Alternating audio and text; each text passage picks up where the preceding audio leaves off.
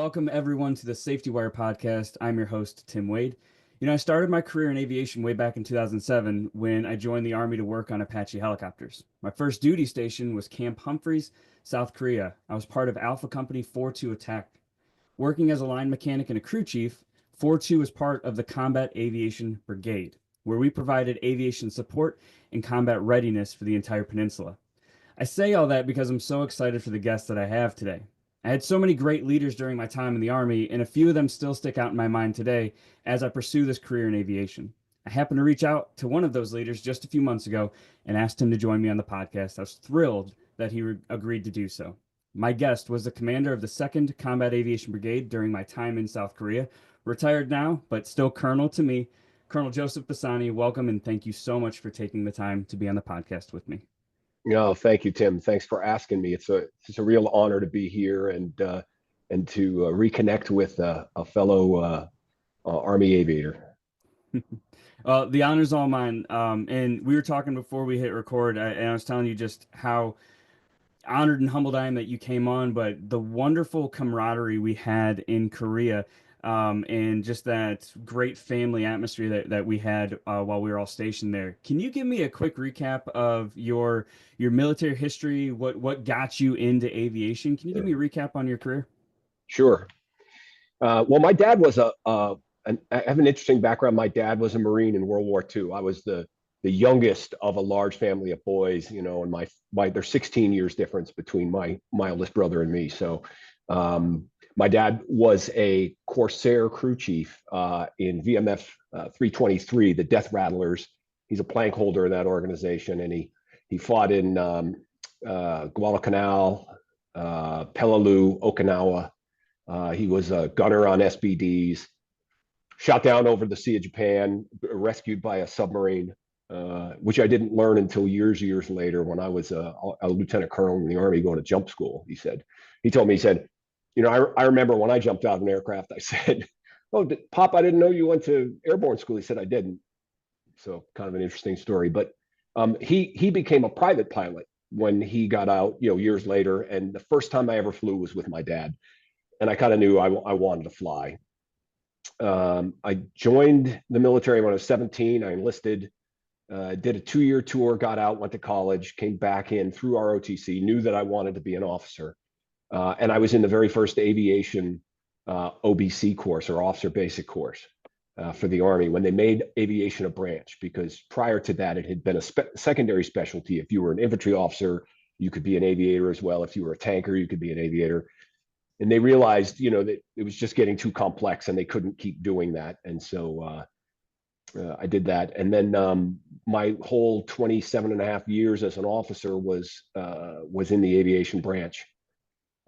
Started life flying UH-1s, went to fly Kiowas 58s, OH-58s, went on to fly AH-1 fully modernized Cobras, then went on to fly UH-60 Lima Blackhawks, and then the all-weather free fighter, the AH-64D Longbow.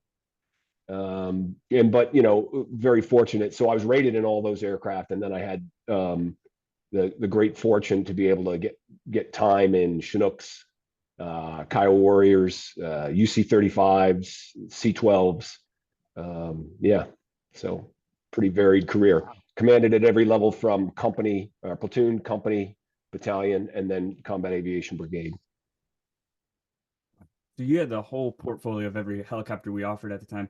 Now, in Korea, being the brigade commander, having multiple airframes in your brigade, were you able to go fly with those other units as well? Yeah, one of the things the Army's done, and I think makes great sense, is even if you are not rated or current in the aircraft, if it's in your organization, as long as you're with an instructor pilot or a standardization instructor pilot, you can fly anything the Army's got to offer. And we had 3 UC-35s and 8 C-12s in the organization, none of which I was rated in. But I would, from time to time, go visit those units and go out and fly with them. One of the things I learned early on in my Army career was leadership by walking around is a thing, and a very important thing. And if you spend all your time behind a keyboard and at a desk, you really can't get a feel what's going on the ground in your organization. And just getting up and going out, walking down to the flight line, talking to the maintainers, going out to the motor pool, talking to the maintainers, just opening up doors, looking in closets, and getting in the cockpit from time to time, and that includes on operational missions as well. Mhm. Sitting through the whole process, it's really important so that you can quality control what's going on and just see what challenges your folks are dealing with firsthand so that you can help, because that's your job when you're a senior leader, is really to help enable the people who are out doing the business of the organization day to day. I love that. I tell safety leaders a lot that completely different world, of course, than the military. But I tell them, you cannot lead safety from behind a desk. You need to get out on the hangar. You need to get your hands dirty. Come to work with a pair of jeans every once in a while to go out on the hangar floor and get dirty. Meet with the pilots, see what they're going through on the line, or you're not going to have a great perspective of that. And I think the other side of your role, as you ascended this ladder for your military career, you're holding multiple positions that would be similar to executives in a business in the civilian world. So, because you were entrusted with training, well-being, readiness, budgets, especially in Mm-hmm. aviation, that's probably a pretty huge budget. Does the military do anything to prepare you to essentially be a CEO of a unit? Yeah, it does. At a enterprise level, there's an entire schooling system set up. It's called DOPMA, Defense Officer Personnel Management Act, where there are certain schools you have to go through at certain levels in your career so that you get a baseline education, and it's standardized across the organization, designed to give you the tools you need, to the basic tools you need to succeed. As a lieutenant, you go through the basic course. You go through flight school if you're an aviator, and then you go through the basic course. And then maybe as a captain, you go through the captain's career course. We used to call the advanced course. There's different staff schools you go through as a major and as a lieutenant colonel, and then there's pre-command courses for battalion and brigade commanders and so on. Um, so that is a baseline of training that you get, but I will tell you that the most valuable training that you get in the Army, and it's true in every organization, is the wealth of experience that you get from the different jobs and responsibilities that you've had, and the mentorship that you get through your leaders. Do they put you in situations where you will have the opportunity to stretch yourself as a young leader, to do things you haven't done? And again, balancing risk, right? This is where leaders come in and they Hmm. say, I'm going to give you enough to stretch you, but not so much that you get yourself in trouble that you can't get out of. And one of the great things that we have in the military, I'll speak specifically for the Army, is the non-commissioned officer corps. Every officer that I know that's worth a salt will credit most of the things that they've learned in their organization to the non-commissioned officers and the warrant officers who worked for them, who kept them from doing stupid things, who protected them from themselves, right? And often did it in ways that were sometimes a little gruff, sometimes very, very politically astute, but would always try to find a way because they want you to succeed. And so getting those experiences where you go, wow, that was hard, but I didn't hurt anything, right? I didn't Hmm. I didn't break anything. I didn't hurt anybody. I didn't hurt myself. Are key to building those blocks that you have that help you when you're more senior, because you've seen things and you've seen what can go wrong, and so you're looking out ahead of your headlights to make sure that you're not in trouble. Make sense? Hmm. Oh, absolutely. I'm at a point in my career right now where I'm transitioning from what someone would consider a young professional into getting a little older. I'm 35 now, but I'm going to be start pushing into my 40s, and I think I'm young for the role that I'm in. And it is overwhelming a little bit for me to see the amazing mentors that I have had in my career. The warrants we had in Korea were outstanding. The leadership that I've had through my civilian aviation career as well. And I look at them and I go, how in the world am I going to shoulder that when it's my turn to step up and be a mentor? But I praise God every day that I've had leaders like you and like Colonel Barry in Korea and in my leaders right now in civilian aviation. And I hope I'm going to use the experiences that they have shown me to build a good mentorship as I move forward in my career. Um, Let me just touch on that for a real sure. second. uh, there's a phenomenon that occurs in the Army. And by the way, after I retired from the Army, I went to work and consulted in civilian, non-defense related industries for a Hmm. decade. And it's true there too. It's a point at which you get promoted in the world because you are personally excellent. You're good at your job. You show up on time. You got a positive attitude. You're just people look at you and go, that's a person who's got something, and they're on the ball, and you get promoted. But at some point you get into a position where now you are responsible for other people, and it's no longer enough to be personally excellent. Now it's, how well do you help the people that work for you become personally excellent? How do you help grow them and develop them so that they can become Tim Wades, right, of the future? And that's where a lot of people stumble. They're good at taking care of themselves because they spend a lot of time, but if you're not thinking when you're in that position about, how does that boss that I admire do what they do, and how do I become that, thinking about how Hmm. do I become good at managing others, that a lot of people stumble at that point. So I think you're going to be great because you had a lot of background and a lot of experience in those types of roles before. But it is a challenge. Hmm. I love that line, and I'm definitely gonna use it. It's no longer mentorship. It's no longer enough to be personally excellent. That was outstanding. Thank you for that. And yeah, I definitely hope to use your shoulders and everybody else's to build my platform of mentorship as I move forward. I want to transition into safety just a little bit now. How is safety viewed in the military? Because for me, in the civilian world, we hear about it all the time. It's in the regulations. It's always in the news. There's company requirements, and was safety discussed as heavily in the military, especially in aviation? Yeah, I was, yes, by the way, it is an integral part of everything that we do. Um, I was in the Army at a very interesting time when safety was transitioning. When I first came in the Army, it was the Army Safety Center, right? It was called the Army Safety Center, and it was only focused on Army aviation. And we used to talk about safety as a thing that you did in addition to the other things that you did. We had safety officers, and oftentimes they were thought of as the keepers of the flame of safety in Army aviation. We would send them to schools, right? And they would become school trained safety officers, and then commanders at that point, early on. This was in the early '80s. They would look at it and go, "Well, that's the safety officer's job." Right? And what evolved over time was the idea that nothing else in the Army is cut out like that. Right? Hmm. We make commanders responsible for everything in their units. So the question then became, who's responsible for safety? And the answer was commanders. Commanders are responsible for safety, not safety officers. Safety officers are the technicians who manage the program for the commander. And then we transitioned sometime in the '90s away from that and said, yes, commanders or leaders are responsible for safety. But really, everybody is responsible for safety. Hmm. It's not something that just resides with one person or two people. It's every person in the organization is responsible for safety.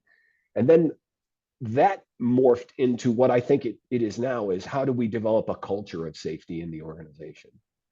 And now the Army Safety Center got so good at it that the big Army said, we're changing this to the Combat Readiness Center for the Army, and it's going to promote and manage safety programs for the entire United States Army, because they got so good at it. Hmm. Um, so yeah, safety is part of everything, and in the best units, it's, you can't peel it away. It's Hmm. ingrained. It's as much, it would be like cutting off your arm, right? To think, because it's not about avoiding risk. It's not about not doing dangerous things. aviation is inherently dangerous. Military aviation is even more dangerous because people are shooting at you. But it's how do we do dangerous things and make them as safe as we possibly can? I love that. And you hit the nail on the head. Safety today is, like you said, ingrained. I think the more companies and the more units make it a pillar, or it's a value, or it's a core something, the more you separate it from just your day-to-day operations. It's just ingrained in how we operate. The more you separate it and the more you segregate it, the easier it is to lose control of it, and you're going to induce unnecessary risk. And you mentioned risk. In civilian aviation, everything is based on risk. We do risk assessments, ungodly amounts of risk assessments every day. In the military, like you said, risk is calculated, but it's a little more broad. You guys take bigger risks. Being the commander of a combat focused unit, that was entrusted to secure the safety and the prosperity of a region, how do you balance safety and mission success? How do you balance that risk and mission success? Yeah. Um, Again, it is a balance, but it's a combat imperative. Think about it this way: if you lose an aircraft to a wire strike, it's just as the same as if you lose it to a shoot down. If Hmm. you lose a crew to a weather incident, it's just the same as if you got them lost to a shoot down. When you operate in a combat environment, your job is to preserve combat power. And now we're going to take safety and let's divorce the human loss aspect. There's a moral component to safety that we can never forget, that human beings' lives are valuable. But let's just put that aside for a second and just think about it clearly in terms of dollars and cents and mission accomplishment. Every airframe, every crew, every asset that you lose is a loss. Whether you lose them to uh, a, uh, a brownout landing in aircraft in a rotary wing aircraft, you could have a rollover into dynamic rollover incident, a wire strike, uh, a storm, Hmm. running out of fuel, a crew coordination issue, or you lose them to a surface to air missile or small arms fire or other enemy action, it's irrelevant. You've still lost an aircraft. So, how do you balance that risk across the board, not just in human factors and material failure, but also in mission profile, right? So, so you have to look at all of those things. It's not we don't do dangerous things. We have to do dangerous things. Flying a civilian airliner is a dangerous business, right? There's thousands of things that can go wrong, and that's why we have checklists and procedures and all of that. It doesn't mean you don't do it. It just means that you have to minimize the risk and constantly be aware of the environment. Someone once told me in the Army, and he was an artillery officer, he was a general, by the way, he was our division commander. I'll never forget this. He said, we are usually really good in steady state operations, but it's in the transitions when the conditions change and we don't recognize it that we get in trouble because we haven't stopped to reevaluate the conditions and we're operating on a set of assumptions that are predicated on a certain set of conditions. But if the conditions change, those assumptions are no longer valid, and that's where people get hurt. And that was some very valuable advice to me because I always thought that that's where the trouble does happen, right? Where Hmm. you're not aware that the environment's changed, the mission's changed, and you're not aware of it. Your crew capabilities have changed, and you're not aware of it. The weather's changed, and you're not aware of it. Right? All sorts of things that can Hmm. happen, and you're operating under a set of assumptions that are no longer valid. Yeah, it's difficult to make those reactionary decisions, especially in a tight pinch. And coming from an artillery officer, I'm sure they've been in enough situations that was pretty grounded advice. You mentioned making those on the spot decisions, difficult decisions. That's part of being a leader. As a military leader, you were entrusted to make the most difficult decisions. As you mentioned, the stakes could have been no higher. What methods or processes did you use as a leader to make those difficult decisions? Sure. There's a lot of tools, and you talked earlier about risk assessments, and that's a tool that we use. And the challenge I always had with risk assessments where they become sort of a pencil whip checklist thing that you run through to let's get through the risk assessment so we can get going.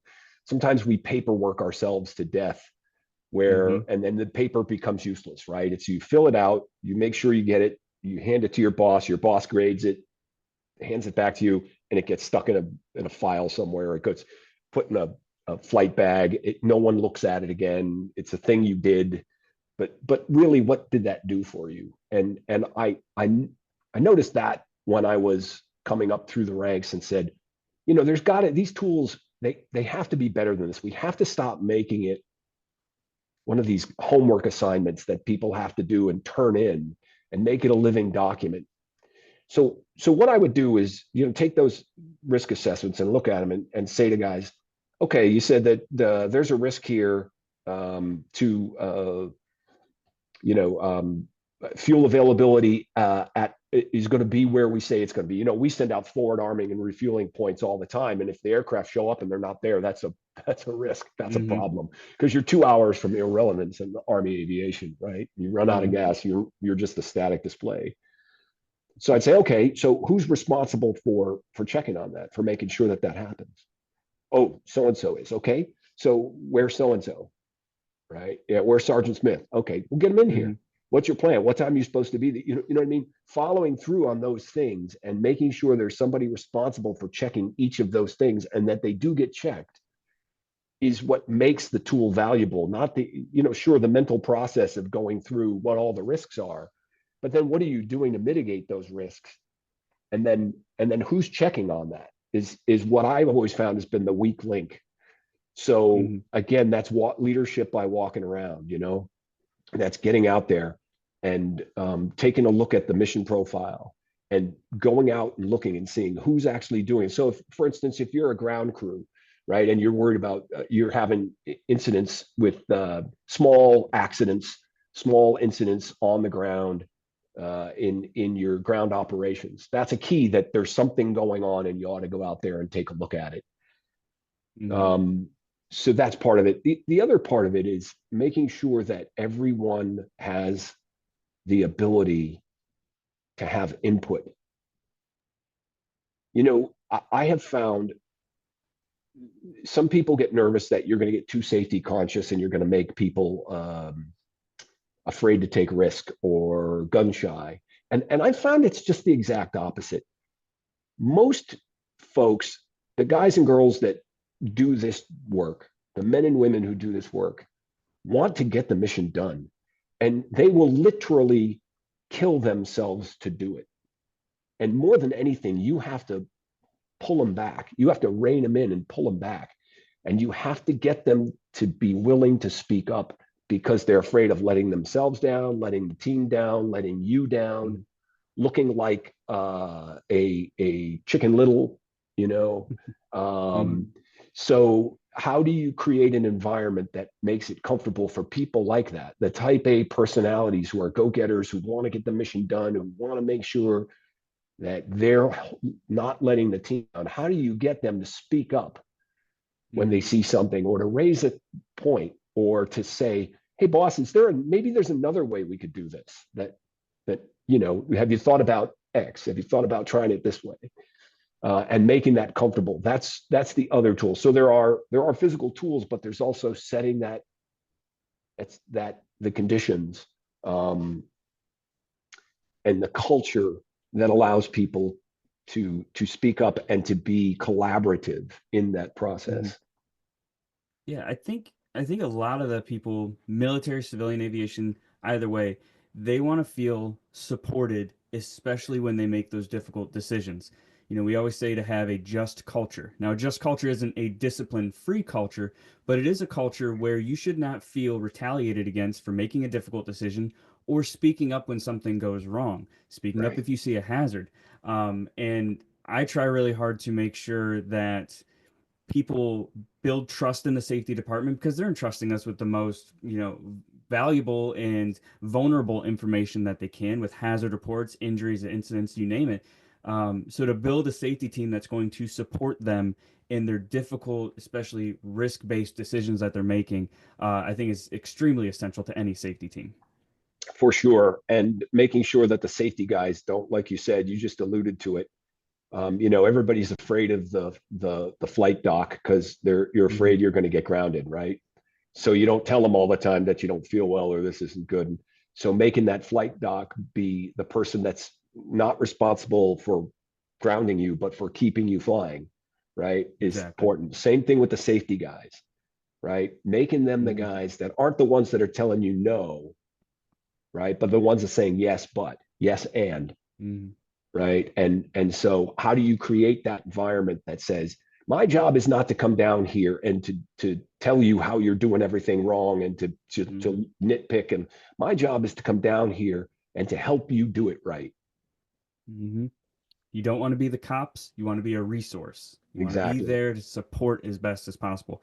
Um, Colonel, I think we could do another 2 or 3 episodes here because I love chatting with you. I wish we would have gotten more opportunities all those years ago, but you were obviously running this massive unit. But I want to close this out. Talk to me about what are you currently pursuing since your time in the military? You said you were doing some consulting work and a couple other things. Your LinkedIn looks amazing right now. What have you been working on these years?